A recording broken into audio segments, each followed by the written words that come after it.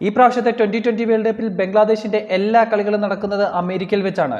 അതുകൊണ്ട് തന്നെ അവിടുത്തെ കണ്ടീഷൻസുമായിട്ട് ഇണങ്ങാൻ വേണ്ടി അമേരിക്കയുമായിട്ട് തന്നെ ഒരു 2020 സീരീസിൽ ഏർപ്പെട്ടിരിക്കുകയാണ് ബംഗ്ലാദേശ്. ആ സീരീസിലെ ആദ്യത്തെ കളിയിൽ അമേരിക്ക ബംഗ്ലാദേശിനെ തകർത്തു വിട്ടിരിക്കുകയാണ്. 5 വിക്കറ്റിനാണ് യുണൈറ്റഡ് സ്റ്റേറ്റ്സ് ബംഗ്ലാദേശിനെ തോൽപ്പിച്ചത്. അമേരിക്കൻ മണ്ണിൽ ബംഗ്ലാദേശ് 2020 സീരീസിന് എത്തിയപ്പോൾ അമേരിക്കയെ എളുപ്പത്തിൽ തോൽപ്പിക്കാമെന്നാണ് ബംഗ്ലാദേശ് കരുതിയത്.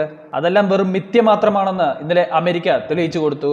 മുൻ ഇന്ത്യൻ ഡൊമസ്റ്റിക് പ്ലെയറായ ഹർമീത് സിംഗിന്റെയും അതുപോലെ മുൻ കിവി ഇന്റർനാഷണലായ കോറി ആൻഡേഴ്സന്റെ ബലത്തിലാണ് അമേരിക്ക ജയിച്ചത്. ടോസ് നഷ്ടപ്പെട്ട ആദ്യം ബാറ്റിംഗിന് ഇറങ്ങിയ ബംഗ്ലാദേശിന് തൗഹീദ് ഹൃദോയുടെ 47 ബോളിൽ 58ഉം അതുപോലെ തന്നെ മുഹമ്മദുള്ള 22 ബോളിൽ 31 റൺസിന്റെ മികവിലാണ് 153 റൺസ് സ്കോർ ചെയ്തത്.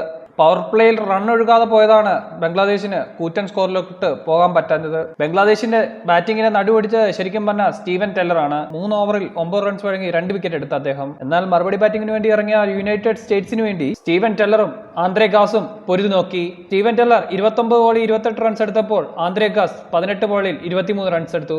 തുടർച്ചയായ ഓവറുകളിൽ വിക്കറ്റ് പോയതോടുകൂടി അമേരിക്ക 15 ഓവറിൽ 94 റൺസിന് 5 വിക്കറ്റ് എന്ന നിലയിലായി. പിന്നെ കണ്ടത് കിവീസ് മുൻ ഓൾറൗണ്ടർ കോറി ആൻഡേഴ്സണും ഇന്ത്യൻ മുൻ ഡൊമസ്റ്റിക് പ്ലെയർ ഹർമീത് സിംഗും കൂടെ യുണൈറ്റഡ് സ്റ്റേറ്റ്സിനെ രക്ഷിക്കുന്നതാണ്. കോറി ആൻഡേഴ്സൺ 25 പന്തിൽ 34 റൺസ് എടുത്ത് പുറത്താക്കാതെ നിന്നപ്പോൾ ഹർമീത് സിംഗ് 13 പന്തിൽ 33 റൺസ് എടുത്ത് പുറത്താകാതെ നിന്നു.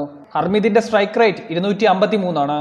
ഒടുവിൽ ഇവർ രണ്ടുപേരുടെ ഇന്നിംഗ്സിൽ 19.3 ഓവറിൽ അമേരിക്ക ലക്ഷ്യത്തിലേക്ക് എത്തി.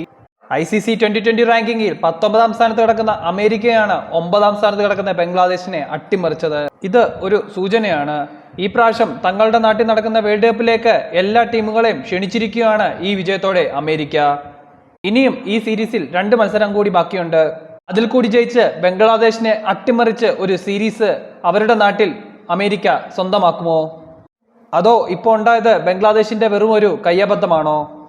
ആ കയ്യബദ്ധത്തിൽ നിന്നും അവർ അടുത്ത 2 മത്സരത്തിൽ തിരിച്ചു വരുമോ? കമന്റ് ബോക്സിൽ മെൻഷൻ ചെയ്യാൻ മറക്കണ്ട.